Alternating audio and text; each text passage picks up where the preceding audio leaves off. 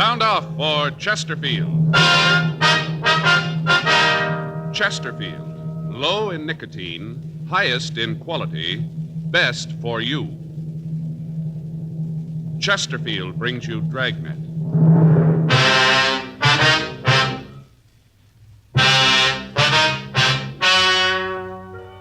Ladies and gentlemen, the story you are about to hear is true.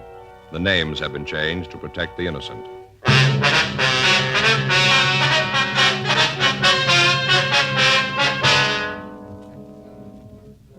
You're a detective sergeant. You're assigned to burglary detail. In the past 5 weeks, 17 homes in your city have been stripped of all valuables. There's no lead to the thief, no description. Your job, get him. Before you buy your next pack of cigarettes, think this over. A doctor has been examining a group of Chesterfield smokers with special attention to the nose, throat, and sinuses. His latest report, after a full year and a half, says no adverse effects from smoking Chesterfield. Don't you want to try a cigarette with a record like this? Chesterfield, regular or king size, they're low in nicotine, highest in quality, best for you.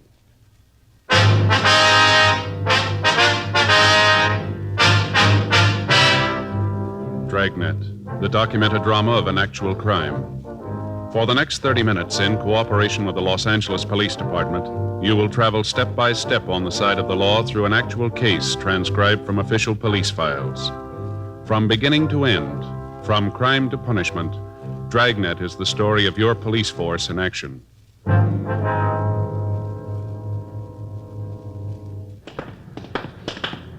It was Wednesday, June 3rd. It was hot in Los Angeles. We were working the day watch out of burglary detail. My partner's Frank Smith. The boss is Captain Wisdom. My name's Friday.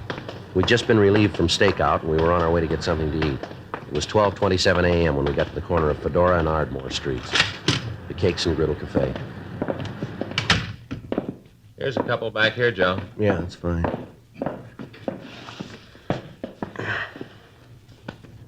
What'll it be, fellas? You got a menu? Up there on the board. Huh? Oh, yeah. How's the hash? Pretty good. We're out of it. I didn't think a restaurant was ever out of hash. We are. You want to give me a stack of wheat cakes, some bacon, and a cup of coffee, please? Hey, that sounds good. I'll have the same. But make mine plain hotcakes and sausage on the side, will you? Yeah. Oh, you want the coffee now? Yeah. Yeah, that'll be fine. Coming up. Say, put an egg on my hotcakes, huh? Yeah. Over light? Over light. Yeah. Well, I'm hungry, Joe. Well, I figured that. Is that the morning paper you got there? Yeah, this? Yeah. Yeah. Yes, it is. Hand it over, will you? There you are. Thanks. What's on the front page? I'm looking at the sports, Joe. A lot of news there. Do you want to Hey. know what's going on in the world? Joe, I like the sports. I get the news all the time. Look, my boys, the Hollywood Stars, won again. Puts them 9 up. Looks like they might win the pennant. Hmm. This Dale Long sure knocking them in. Who? Dale Long. Oh. Joe, you're not much of a baseball fan, are you? Yeah, I like to watch the series on TV. It's going to be pretty good. Looks like the Yanks and the Dodgers. Here's your coffee. Oh, thank you. The rest will be right here. Good. You fellas new in the neighborhood, aren't you? What's that? You're new around here, aren't you? Yeah. Stevens got 3 hits. Most of our trade is neighborhood people. Come in for coffee and cakes on the way home from the show. I could tell you fellas are new here. Haven't seen you before. Yeah. I'll get the rest of the order. Fine. We got 1 RBI. What? Stevens got 1 RBI. You got a what? RBI, Joe. Run, batted Oh, in. yeah. RBI. I know what you mean. Yeah. I didn't understand what you said. You got to know all that stuff to really watch a game. Yeah, I know that. Here you go, fellas. Wheat cakes and bacon, hot cakes and sausage. Wait a minute. Where's the egg? Inside. Where? Inside. Oh, look, Joe, underneath there, see? Yeah. Egg underneath. Here's the syrup. Thank you. Sure had some excitement around here. All right. Yeah. Don't you guys read the papers? He does. Yeah. Sports page. No, I mean the front page. What's been going on? He won't tell me. All the burglaries. Been 17 of them in the last 5 weeks. It's running the cops silly. Is that so? Sure. They don't know where they're going, running them silly. Say, you like a little more coffee? Yeah, I wouldn't mind, please. Very good coffee, too. You make it yourself here? Yeah, thanks a lot. Put a head on this, too, will you? Fine. There have been at least 5 detectives in here in the last couple of weeks asking questions. Trying to come up with a lead. Mm-hmm. Sure running them ragged. You guys haven't read about it, huh? Yeah, I think I've seen something about it somewhere. It's pretty funny. Just get this picture. Now get it. A guy. They figure it's one fella. He walks up to the back of a house. First off, he's sure there's nobody home. Then he walks up to one of the windows and punches a hole in the screen. Jimmy's the window, walks right in and lifts the jewelry in the house and takes off. Just as cool as can be. They figure he's hitting the places between 6 and 9. You get that? Between 6 and 9 p.m. They must have half the cops on the force looking for the guy. They're running rings around him. How's the cakes?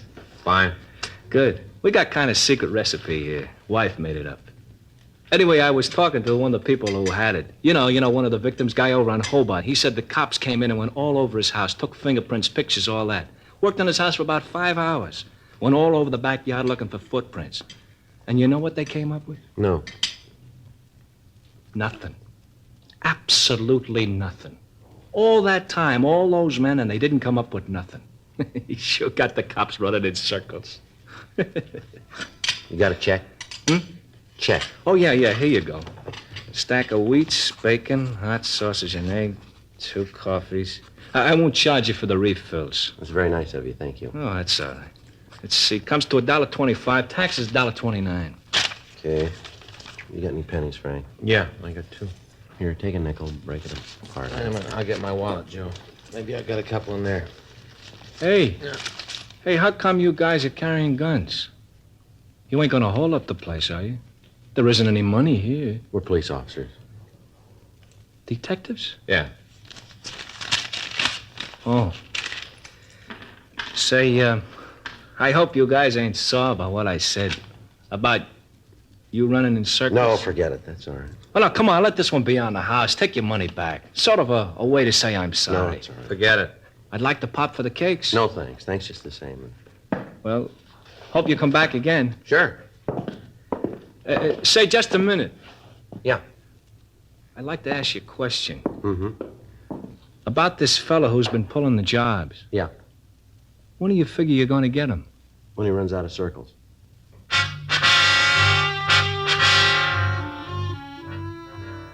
The papers had carried the story since the 5th burglary. As the thefts continued, the stories grew in importance. The thief had been operating in the same general area. On each report, the crime lab had been sent out, pictures were taken, fingerprints were lifted. When the sum total of evidence was weighed and sifted, we were able to establish the fact that we were looking for the same man or men. He was in possession of a 1/4-inch punch, which he used on the screens, and a 1/2-inch jimmy, which he used to pry open the windows. From traces of fabric that he left on the 4th job, we knew that he wore cotton gloves. We had no physical description of him to work with, nothing but the M.O. that he used.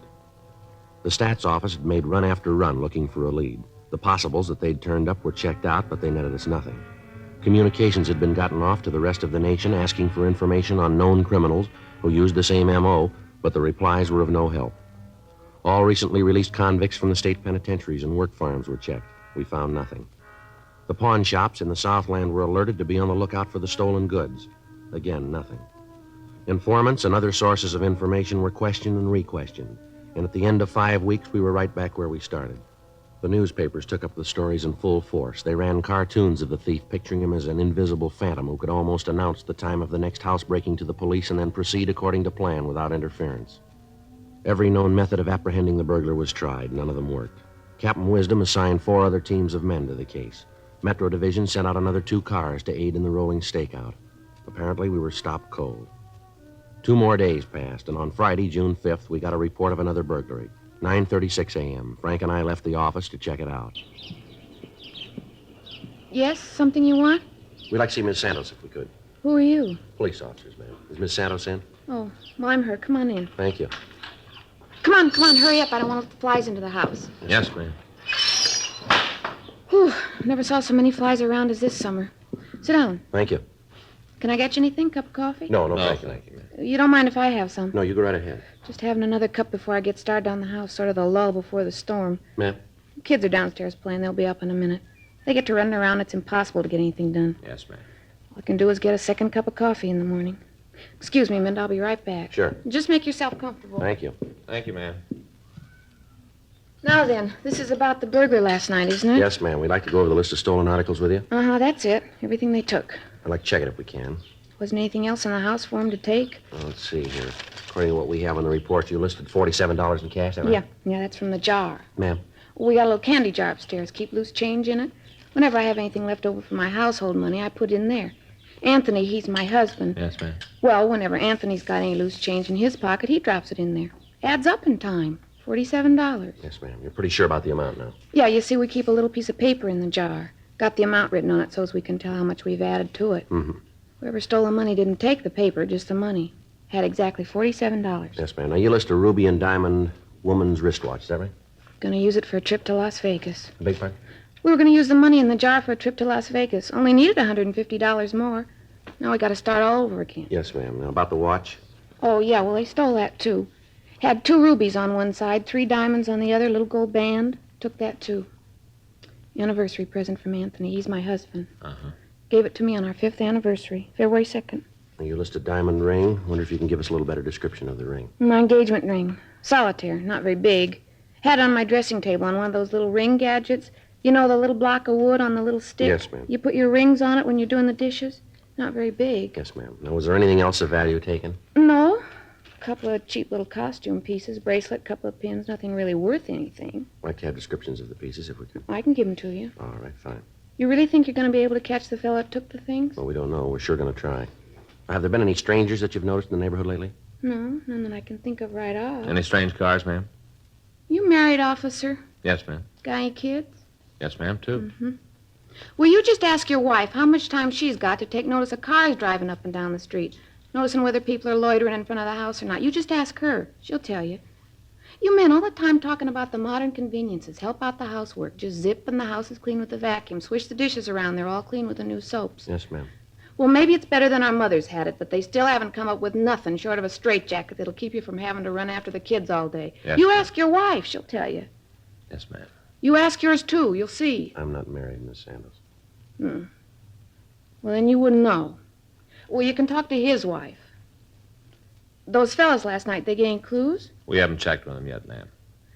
Seems like they should be able to tell something about who did it. All that powder they was putting around, the pictures they was taking, all the excitement. Took me 2 hours after they left before I could get the kids to sleep. All that trouble, they should have something that's going to get the things back. Sure know one thing. What's that, ma'am? Man that stole the watch, wish they'd taken the book. Beg pardon? The record book. It was right in the drawer of the dressing table. Where those people at the store are. If you don't find them, they will. I don't believe I understand, Miss Sanders. The people where we bought the wristwatch. They'll find him, sure. They won't let him get away with it. Ma'am? The watch, it isn't paid for. 10:42 a.m. We started to canvass the neighborhood. For the next hour, we talked to the people in the houses on both sides of the street. None of them could add anything to the story given us by the latest victim. 12 noon, Frank and I called the office and told them we'd be out for 7. As we were leaving our car, a tall, elderly man approached us. He identified himself as Ross Dunham. He explained that he lived in the corner house on the same street as Mrs. Santos. Yeah, my wife told me you were by the house this morning. Yes, sir, we were. Got something that maybe you can use. What's that, Mr. Dunham? Well, I noticed it right off. Didn't want to say anything about it to the missus. You know, women get upset. Thought it'd be better not to mention it. Yes, sir, what is it? Night before last, Thursday, I saw the car. What car was that, sir? The one I want to tell you about. I was going downtown to tell you officers about it. Felt kind of like it was my duty. You know, public spirit. Yes, sir. How about the car? Well, it was kind of warm night. Missus and I were sitting out on the porch in the glider, just taking the night air. Then I saw the car go by. Didn't think much about it at first. I see. Must have been about 6:30, right after supper. We just sitting there taking the air, having a glass of iced tea. Then I saw the car go by again, slow like he's looking the houses over. Could you describe the car for us, sir? Yeah, got written right down here someplace. Car went by the house 2 more times that night. 4 times all told. 4. Uh-huh. Yeah, I think I got it in my wallet. Might have left it in my other pants. I thought Oh, no, here it is. There it is. Even got the license number. Yes, sir. It gonna help? Well, we don't know, sir. We'll check it out. Can I have that paper, please? I'll call it in, Joe. Have him check DMV. Right. Sure hope it gives you guys some help. The way the burglar's been running around here, terrible. The man isn't safe to leave his house. I've been thinking about having those little bell alarms put on the window. Did the officers talk to you last night, sir? You mean when they came out to see Mr. Santos? Yes, sir. No, they didn't. I saw the police car. I thought about going down to talk to him. But the missus would have wanted to know what was going on. Told her about the car, and it'd upset her. She's kind of nervous. Breaks out in a rash whenever anything happens like this. I see. Got just about every kind of ointment in the world. Doctor says it's in her mind. Says it's all in her imagination. You believe that? Well, I wouldn't know, sir. I don't put much stock in it. I used to get rashes when I'd eat fresh peaches. Don't anymore, though. See you in a minute, Joe. Yeah, would you excuse me, Mr. Dunham? Yeah, sure. Mm-hmm. Did you get anything? Yeah. Didn't have any trouble making the car. Got a good suspect. Yeah, who? Guy named Oakes. Oakes. Yeah. Works on a burglary. It's a police car. We thanked Mr. Dunham for his cooperation in the attempt to help us. As a public-minded citizen, he'd done what he thought was right. During the time we'd been working on the case, we'd turned up dozens of well-meaning citizens who wanted to cooperate. Each of the tips, no matter how remote, we checked out. This meant using additional man-hours and pulling officers off other assignments to investigate the possible leads. But in every event, we appreciated the tips. 3 more days passed. The thief hit once more. In spite of the close surveillance we were keeping on the area, he somehow managed to get into the vicinity, commit the crime, and leave without being observed. The pressure from local citizens clubs and insurance companies got a little heavier. On Tuesday morning, June 10th, a meeting was held in Chief of Detectives Thad Brown's office. The detail and results of our investigation were gone over again. Additional bulletins were gotten out requesting information on the M.O. The area of the rolling stakeout was increased to 96 square blocks. That's 2 square miles. A new plan for surveillance was worked out. Under the new conditions, we were able to keep the entire neighborhood under almost constant watch. Additional teams of men were assigned from Metro Division. To date, the thief had stolen jewelry, money, and other personal property amounting to a little over $8,000. The check on the pawn shops was tightened, but none of the merchandise turned up in the normal outlets. Every night between the hours of 5:30 and midnight, the dragnet of the area was put into effect. During the next week, the theft stopped completely. Apparently, we'd stopped the burglar, but we still hadn't caught him. Wednesday, June 17th. I checked in for work. Joe? Yeah? I think we got something. What's that? I was just down the hall with Bates. Yeah. I checked out the FI cards that have been filed in the area we're working. Came up with one possible. Yeah, what do you got on it? Guy named Boyd Hall. He was stopped 4 times in the last week in different locations in the same general area. Told the officers he was on his way home. How do you spell that name? B-O-Y-D, Boyd Hall. Mm-hmm. You got his address? Yeah? Better check it out. I ran the name through R&I and came up with 8. 3 of them back in the joint, 1 dead, other 4 have to be checked out. Descriptions don't fit too well. Let me see there. Yeah, here you are. You better get right out there, huh? Now, let's go. Might be something, huh? I don't know. We're due for a break.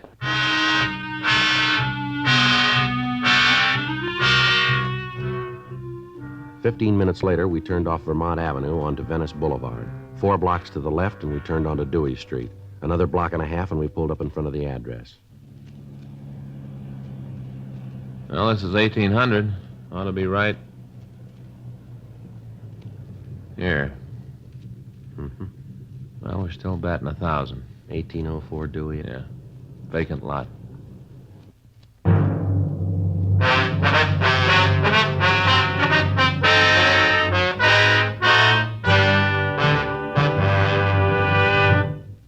You are listening to Dragnet, the authentic story of your police force in action.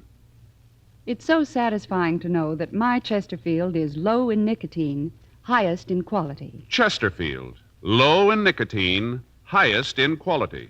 A fact proved by chemical analyses of the country's 6 leading cigarette brands. And it's so satisfying to know that a doctor who has been making thorough examinations, especially of the nose, throat, and sinuses, reports no adverse effects from smoking Chesterfields. His report is a part of a program supervised by a responsible independent research laboratory and is based on thorough bi-monthly examinations of a group of Chesterfield smokers over a period of 1.5 years. That's 18 full months now.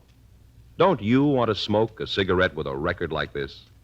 Regular or king size. Chesterfield is low in nicotine, highest in quality. Best for me, best for you.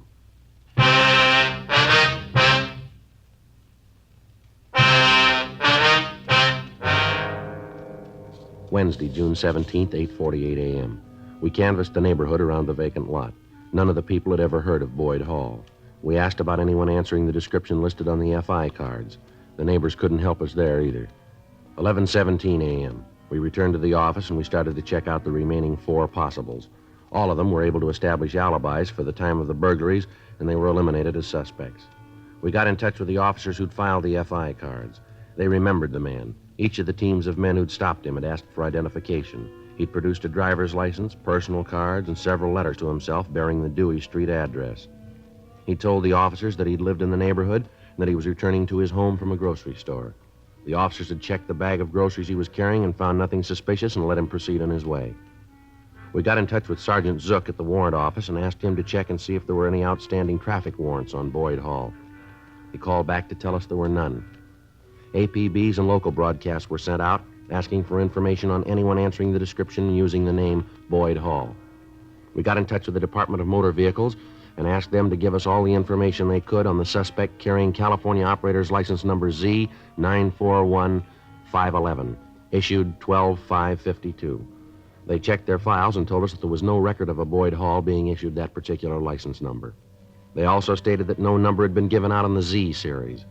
This left little doubt that the license was a forgery and the name was an alias. In the meantime, the rolling stakeout continued. 2 days passed while we followed down leads. Saturday, June 20th, Frank and I were in position for the night surveillance, 8:30 p.m. Joe. Up at the corner getting off the streetcar? Yeah, maybe. Yeah, description fits. He's carrying a shopping bag. Now let's take a look. Right. Pull up here is good. Right.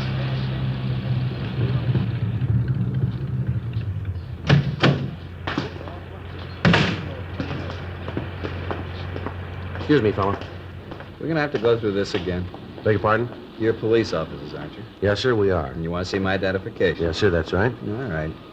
I'll be glad when you fellas find whatever it is you're looking for. You know, this is the 5th time I've been stopped. Is that right? Yeah. Here, will you hold this shopping bag for me? Sure. Hey, what you got in here? Loaf of bread, groceries. I got my driver's license in my wallet. Here. Would you take it out of your wallet, please? Sure. There. See? Mm-hmm. Boyd Hall. That's your true name? That's what it says. 1804 Dewey Street, and that's where you live? Yeah. Just came back from the store. Well, we're sorry we bothered you, Mr. Hall. Perfectly all right. I know you're only doing what we pay you for. I'll tell you what, to make up for causing any inconvenience, let us drive you home, could we? Oh, that's not necessary. It's just a couple of blocks. I don't mind a walk. Don't like to put you fellas out. Well, don't worry about it. Get in the back seat, huh? Really, I appreciate the thought, but it's not necessary. Want to get in the back there? All right. Want to take the shopping bag in front, Frank? Yeah. Go ahead, Hall.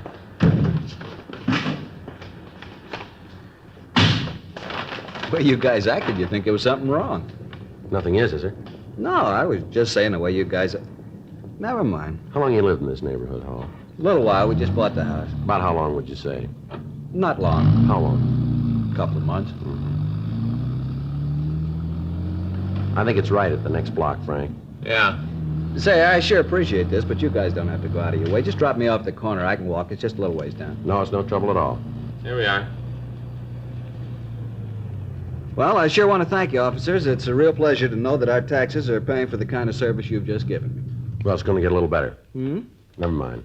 Want to get out of the car, we'll walk up with you. Yeah. That's okay. I'll carry the bag for you. Well, it might be better if I took it. No, no trouble. Now, which is your house, Hall? This one right here. Mm-hmm. That's 1802. Then that one's 1806. Let's walk down a little further, shall we? Mm-hmm. It's fine.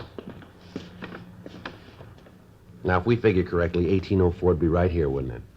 Don't suppose it'd do any good to say somebody stole the house. No, I don't suppose it would. You want to tell us about it? Yeah, I might as well. Now, let's get back in the car.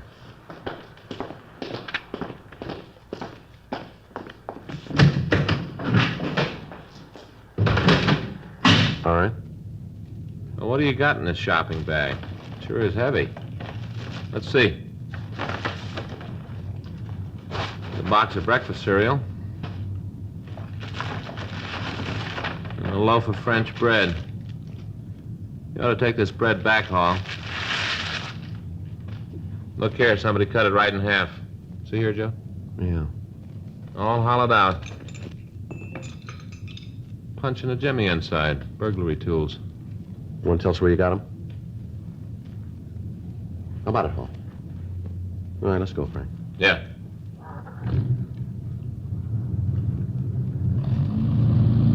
Suppose you guys think you're pretty smart, don't you? No, not particularly. It took us 8 weeks to catch you. I should have let it go. Should have gotten out while the getting was good. Yeah, you should have.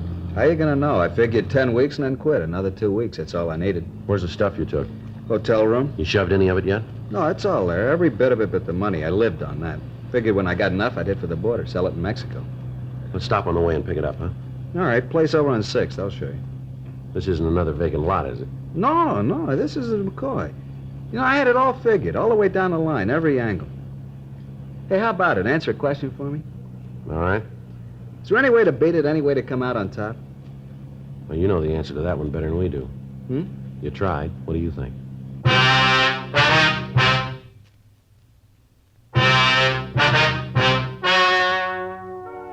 The story you have just heard is true. The names were changed to protect the innocent. On October 15th, trial was held in Department 96, Superior Court of the State of California, in and for the County of Los Angeles.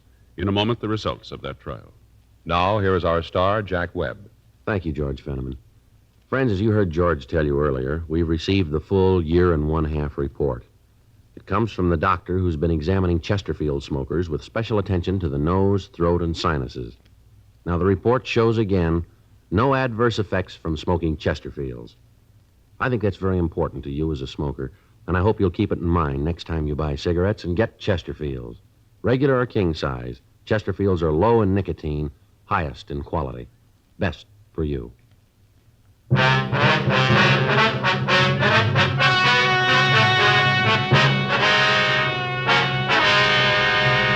Lawrence Philip Harris, alias Boyd Hall, was tried and convicted on 6 counts of burglary in the first degree and received sentence as prescribed by law.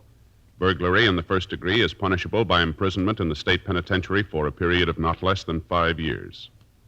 Dragnet wishes to thank the editors of McCall's magazine for their interesting personal story about Jack Webb, Nobody's Man Friday, in the current September issue of McCall's.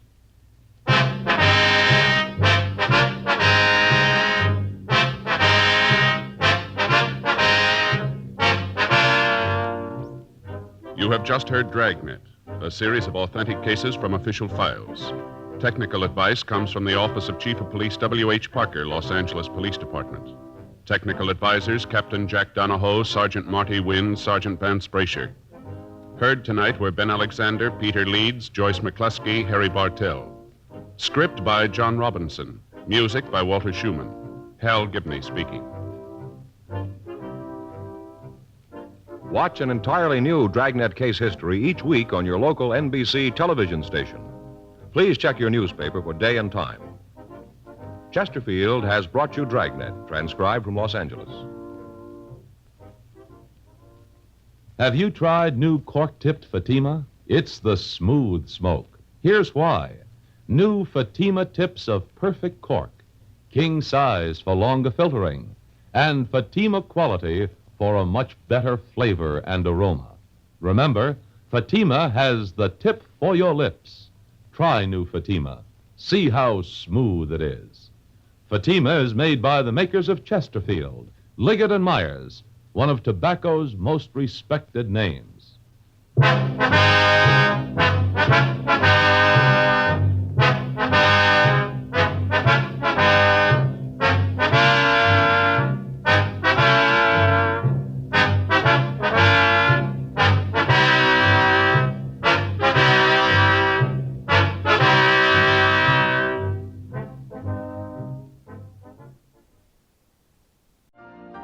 You've been listening to the OTR Gold Network. Find more classic radio at otrgold.com.